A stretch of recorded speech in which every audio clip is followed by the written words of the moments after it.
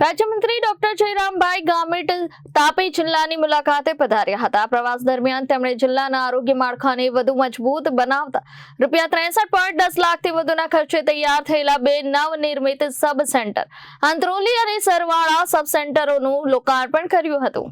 આ પ્રસંગે મંત્રી ડોક્ટર જયરામભાઈ ગામિતે જણાવ્યું હતું કે રાજ્ય સરકાર પ્રજાની જન સુખાકારી અને આરોગ્ય માટે ગુણવત્તાસભર સુવિધાઓ પૂરી પાડવા કટિબદ્ધ છે।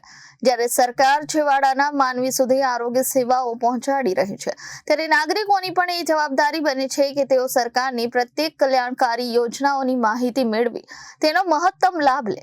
વધુમાં તેમણે ઉમેર્યું કે આ નવનિર્મિત ઇમારતોની સ્વચ્છતા અને જાળવણી રાખવી એ પણ આપણી નૈતિક ફરજ છે। આ લોકાર્પણ કાર્યક્રમમાં જિલ્લા પંચાયત પ્રમુખ શ્રી જાલમસિંહ વસાવા, જિલ્લાના અગ્રણી સુરજભાઈ વસાવા, જિલ્લા આરોગ્ય સમિતિના ચેરમેન વર્ષાબેન, તાલુકાના વિવિધ અગ્રણીઓ, QAMO ડોક્ટર KT ચૌધરી તથા તાલુકા વિકાસ અધિકારી શ્રી રાહુલ પટેલ ઉપસ્થિત રહ્યા હતા।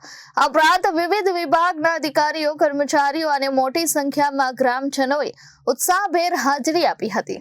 Bureau report Janadesh news Tapi.